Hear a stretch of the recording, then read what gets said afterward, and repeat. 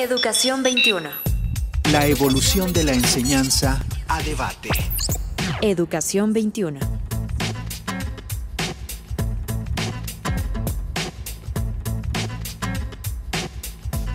Señoras y señores, muy buen día, ¿cómo están ustedes? Bienvenidos, soy Leonardo Kurchenko, esto es Educación 21 y me da un enorme gusto saludarlos en esta mañana de domingo, ya pues muy próximos a las Navidades, pero hablando de educación, muchas escuelas ya salieron de vacaciones, ustedes saberlo, otras todavía no, porque todavía tienen algunas cosas de lo que hablaremos más adelante en algún otro programa, todavía tienen actos escolares, navideños, y tienen festivales, y tienen este tipo de cosas. Pero hoy vamos a hablar de otro tema, hoy vamos a hablar de un tema que nos han escrito y nos han pedido mucho porque forma parte de estas inquietudes y preocupaciones en escuelas públicas y privadas de todo el país. Y tiene que ver con la violencia escolar. Esta que según algunos expertos ha crecido en los últimos años. Según cifras de la SEP y de organismos y asociaciones internacionales que siguen y que estudian el comportamiento de los niños y jóvenes en edad escolar, la aparición de fenómenos como el bullying ha elevado los índices de agresión, de violencia, de acoso.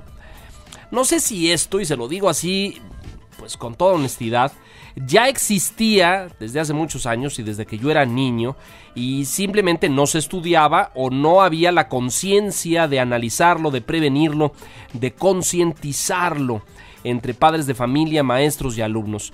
Siempre, yo lo recuerdo así, siempre se molestó al gordito de la escuela, al de los lentes, le decían cuatrojos, yo usaba lentes, entonces recibí ese apelativo. No te rías, yo creo que tú eras de los super gandallas que le daban leña a los demás. Incapaz, Leo. Incapaz. Pero lo que está detrás es que aparentemente las formas, los códigos, la gravedad de las agresiones se ha vuelto más punzante, más hiriente, más persecutoria y más seria. Y de eso vamos a hablar justamente el día de hoy. Vamos a hablar de esto con especialistas, con personas que han estudiado, seguido, analizado y que además le han dado seguimiento a este tema en el Distrito Federal.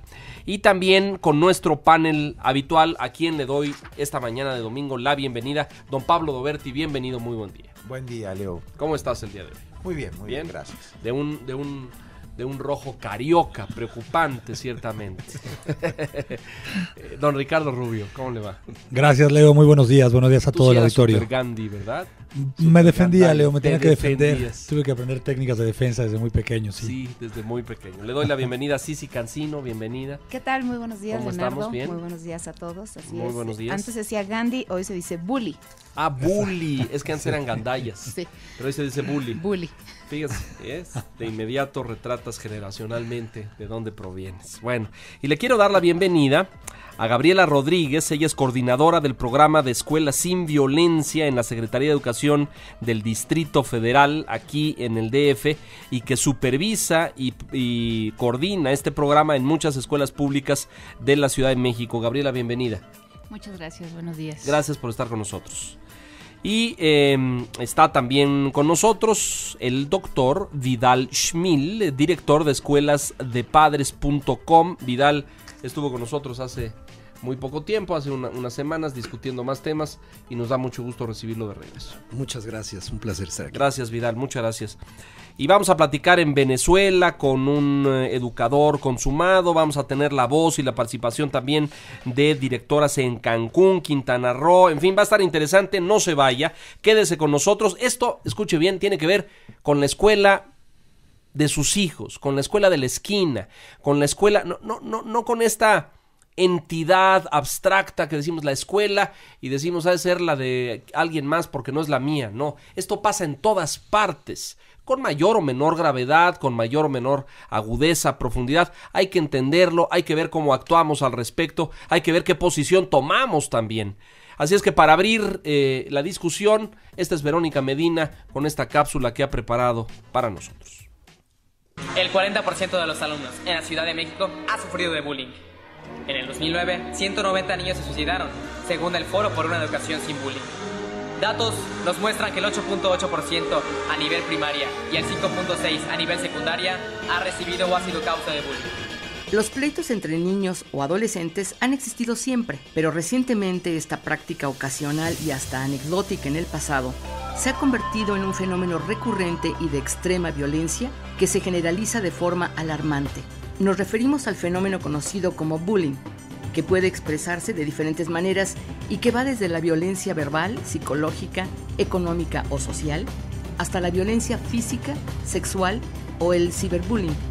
Todas ellas manifestaciones de una sociedad descompuesta que abarca autoridades, familias e individuos.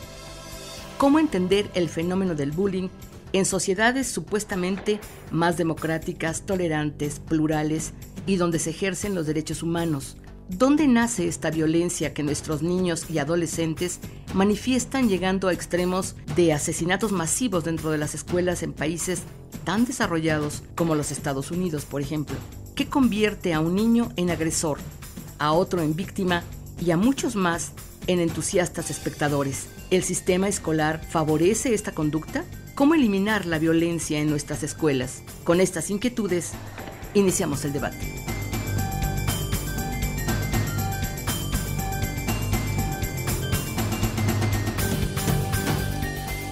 Con estas inquietudes y con muchas más, no vamos a hablar. El programa no es de bullying, porque yo sé que y van a llegar textos y mensajes del auditorio, porque yo sé que lo que más preocupa a muchos padres de familia que se enteran de esto es el bullying. Pero el problema de la violencia es un problema más amplio, más extenso, y que yo le pediría a Gabriela que nos lo describiera y pudiéramos especificar qué se entiende por violencia escolar. Violencia escolar es un contexto, como tú lo acabas de decir, amplio, mucho más amplio que la violencia que se puede considerar como bullying entre escolares, entre niñas y niños.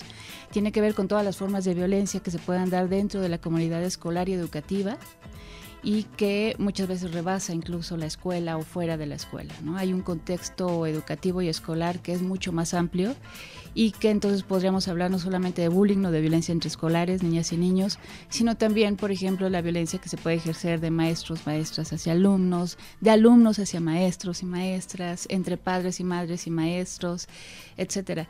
Hay incluso... ¿Un directivo que persigue a un maestro se considera también violencia escolar? Se considera violencia escolar. Hay leyes que actualmente, con las que actualmente contamos, como la violencia familiar, las leyes que protegen las cuestiones de violencia familiar, de maltrato infantil, que ya tenemos legislación al respecto, no de bullying, ¿sí? Y que hay varias formas de violencia o tipos de violencia escolar que se pueden abordar desde estas leyes o prevenir desde todo un proceso, un programa de sensibilización. Yo le pediría ahora a Vidal, que es un experto en inteligencia emocional, en habilidades emocionales, en expresividad de las emociones en el marco educativo, que nos dijera, esto proviene de deficiencias en las habilidades o competencias emocionales de los jóvenes, de los alumnos, de los padres, de los maestros, de los directivos educativos? Parcialmente, pero es un problema complejo y tiene que ver con un entorno social, tiene que ver con una serie de elementos que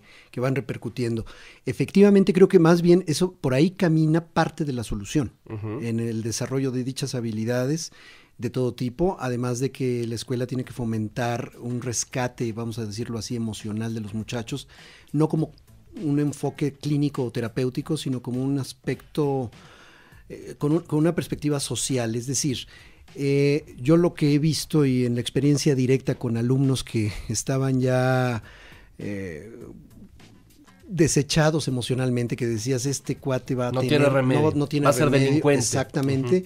Yo he visto resurgimientos espectaculares cuando tú enfocas a los muchachos, particularmente adolescentes, a metodologías tipo aprendizaje-servicio, que es... compromiso, vinculación a la comunidad. Exactamente, etc. Servir para aprender, claro, con proyectos muy concretos y aprender para servir. Que es un poco en lo que consiste el programa Así de es. Violencia sin Escuelas. Pablo Doberti, Ricardo Rubio, ¿cómo enmarcar este problema? ¿De dónde viene? ¿Es un problema que nos preocupa en las escuelas? ¿Es un problema que nos preocupa y nos ocupa hoy en día a los educadores? Yo creo que sí. Yo voy a volcar rápidamente las notas que traigo como para abrir y te cuento lo que pienso. Primero, creo que hay que tratar la violencia de los niños. Decía Gabriela, también la de los maestros, también la de los padres. Pero a mí me interesa mucho una violencia, que es la violencia del encuadre didáctico. Lo dejo ahí para que lo recuperemos. Pero creo que hay encuadres didácticos éticamente violentos. Segunda cuestión que me interesa dejar clara. Hablamos de la violencia psíquica, de la física, de la psíquica y de la ética. Yo no me olvidaría de ninguna. No me parece bueno solo pensar en la violencia física. Creo que hay violencias mucho más complicadas y más difíciles de detectar. La psíquica y la ética, la más compleja de todas.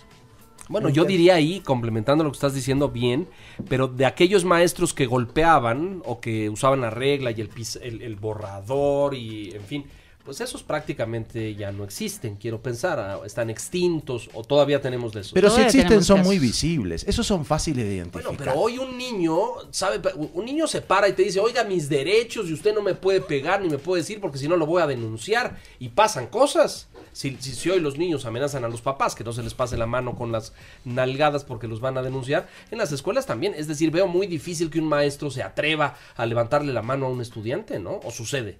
Sucede, pero sí de una manera... Es menor. Claro, bueno, menor. Ok, pero me parece mucho más importante la psíquica o la ética, ¿no? Esas son más difíciles. Ahora, cuando avancemos, puedo contar un poquito más qué entiendo por la psíquica y sobre todo qué entiendo por la ética, que está muy ligada con la violencia del encuadre didáctico. Y la otra hipótesis que quiero lanzar es que yo creo que la violencia es el estadio supremo del aburrimiento. Es decir, cuando uno se aburre mucho, al final pega. De modo que entiendo que lo que siempre dijimos, que es la bulia de la escuela y los malos sistemas de motivación y de captación del interés y la atención de los niños, engendra violencia. O dicho de otra manera más positiva, la mejor manera de que los niños no sean violentos es que hagan cosas. Poniéndolos que tengan canalización de sus propias energías. Creo que es un poco lo que dice Vidal en términos de educar al manejo de las emociones, cómo canalizas, cómo orientas eso. Ricardo. Yo, Leo, creo que el tema de la violencia en las escuelas es tan importante como la propia currícula o más que la currícula. Yo creo que el tema de la violencia, trabajar adecuadamente el tema de la violencia en las escuelas es un tema fundamental porque no debemos de perder de vista, cosa que ya hicimos hace muchos años, que estamos hablando de educación de un ser humano. Un ser humano que no es violento, podríamos pensar que es un ser humano que tiene cierto nivel óptimo de educación. Y la violencia evidentemente no se da solo física. La violencia que más nos puede llegar a preocupar en las escuelas es la violencia verbal. Que detrás de la violencia verbal está la psíquica, está la ética, están todas estas que menciona Pablo y que podríamos profundizar. Pero al final se manifiestan muchas veces en una acción verbal de maestro-alumno, alumno-alumno, maestro-papá, padre de familia, maestro, sí, en todas direcciones, lo decía Gabriel hace un momento. ¿Cómo hacen ustedes en el programa de Escuelas sin Violencia en el Distrito Federal? Es decir, se analiza y se determina el problema, lo tienen estudiado. ¿De dónde viene la violencia?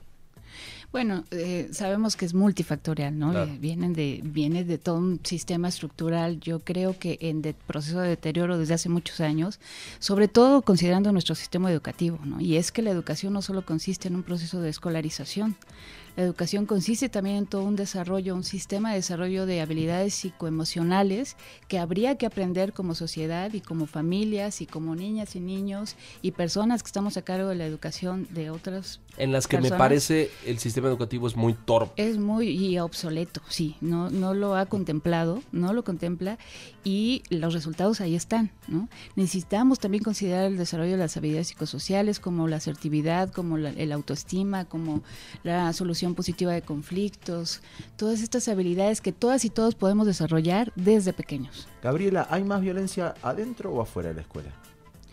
Este tipo de violencia se representa o se manifiesta entre niñas y niños porque creo que es un medio de interacción cotidiano donde con sus pares conviven día con día durante varios años. Sin embargo, sí creo que en los niveles de violencia que podemos medir en toda nuestra sociedad es el mismo nivel de violencia, solo que con sus características particulares, de violencia escolar, de bullying, de otro tipo de acoso, violencia. persecución, Exacto. etcétera. Vidal. Y que es una repercusión, retomando tu pregunta de si afuera o adentro, es sistémico, todo está vinculado, entonces definitivamente los niños tienen modelos, patrones de conducta que están replicando simplemente. Entonces la escuela, en lugar de convertirse, qué bueno que hay este tipo de programas porque se pueden convertir en una propuesta de vinculación y de relación y no solamente en el espejo, el reflejo de lo que está ocurriendo allá afuera, ¿no? Yo recuerdo en la intervención previa que tuve, Leonardo comentaba sobre qué tan ¿qué tanto estaba avalado los resultados en cuanto al desarrollo de habilidades sociales? Que si no era como moda y que si los maestros no tenían que enfocarse más a lo académico que a lo otro, ¿no? Bueno, la referencia más previa que pude encontrar fue Platón. Nada más hablándote de que no es algo cerquita, nuevo, ¿no? Estamos hablando, la disposición emocional del alumno determina su habilidad para aprender.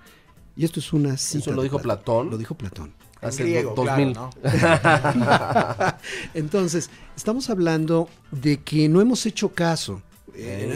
No quiere decir que sea una moda o algo que ahora se nos ocurrió de repentinamente. Sí, vamos a pensar en las emociones de los alumnos. Así es, no. Es algo que se ha marcado y muchos grandes pedagogos lo han establecido. Desde los que establecen que para aprender tienes que socializar. Desde que hay metodologías que construyen a partir de esa puesta Montessori común. mismo y estos cuando dicen que el aprendizaje no se da de forma aislada, sino que se da de forma colectiva y en la convivencia, etcétera, ¿no? Pero Leo, yo coincidiendo por supuesto con Vidal, yo preguntaría a Vidal, a Gaby, a las autoridades, ¿cómo caímos en este juego entonces? ¿Cómo la escuela llegó a perder de vista algo que parece ser tan importante y Pablo fundamental? lo tiene muy bien calificado cuando habla del control, cuando habla de el sistema educativo como una herramienta de control. Aquí no se trata de que cada quien venga a expresar libremente, no solamente sus emociones, su opinión, su punto de vista. Se trata de que usted repita y aprenda lo que yo le voy a decir. Cállese y siéntese. Sí, y ese es el sistema, es decir, hay que controlar a los grupos, ¿o estoy equivocado? No, así es muy vertical, es autoritario, es incluso asistencialista el sistema educativo que tenemos actualmente. ¿Y dónde están los grandes pensadores y líderes educativos que tenemos en México y en Latinoamérica y en el mundo? Que cabe decir que nuestros directivos mexicanos tienen contacto con gente, pensadores de la educación de muy alto nivel de muchos países, ¿cierto? Y en base al análisis profundo que ellos hacen, es como elaboran, teóricamente, los programas con los cuales educamos a millones de seres humanos. Bueno. Pero al parecer, a pesar de que se dijo desde épocas tan antiguas como Platón, pues no lo hemos sabido recuperar al día de hoy.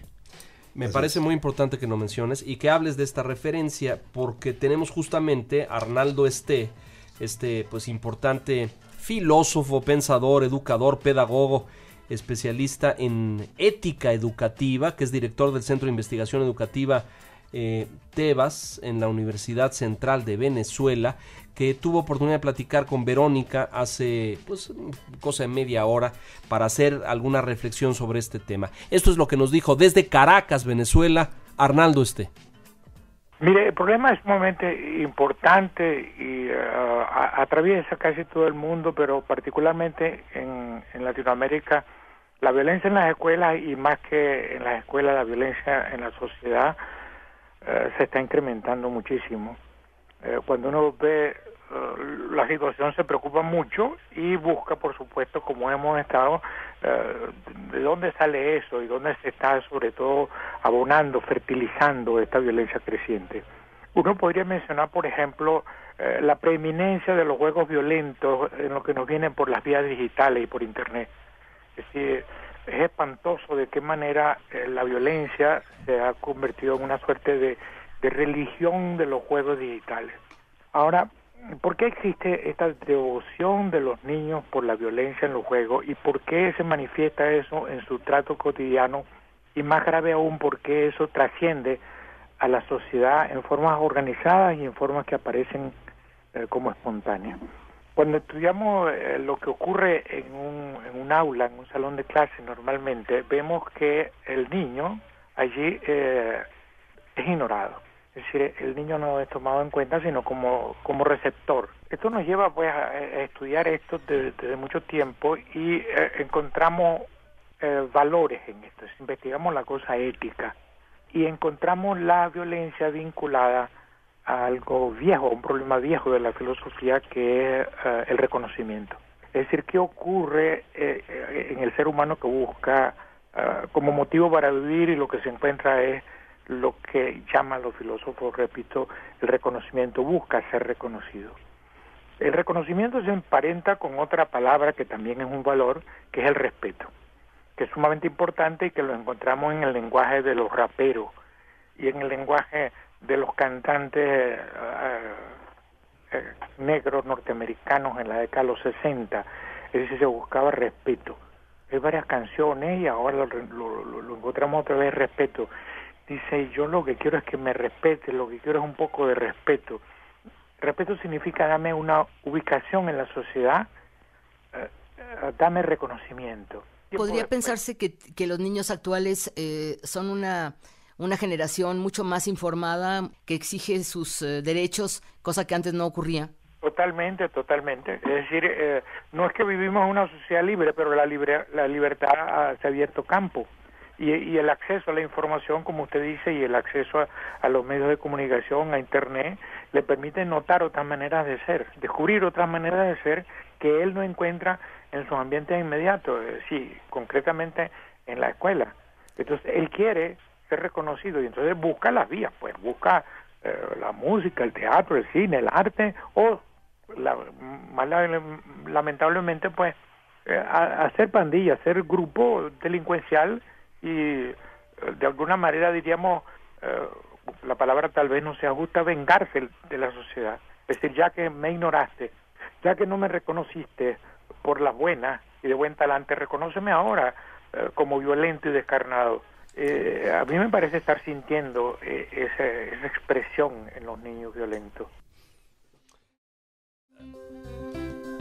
Ahí está la opinión de Arnaldo Esté desde Venezuela, un educador, un formador de primer nivel, doctor en filosofía. Le agradecemos mucho que comparta esto con Pablo. ¿Qué decimos de lo que nos dice Arnaldo? Bueno, Arnaldo sitúa claramente la violencia en el plano ético, ¿no? Y el problema de la agresión ética y su respuesta de modo de violencia. Es decir, esas dos escenas sociales muy típicas del momento de redención del marginal, preparado para suicidarse con las cámaras de televisión tomándolo, claro, o tomando rehenes en un banco y poniéndoles el cuchillo al cuello como otra imagen de redención. Claramente el problema de la marginalidad o de la falta de respeto estructural de los sistemas sociales y educativos a los individuos engendra violencia.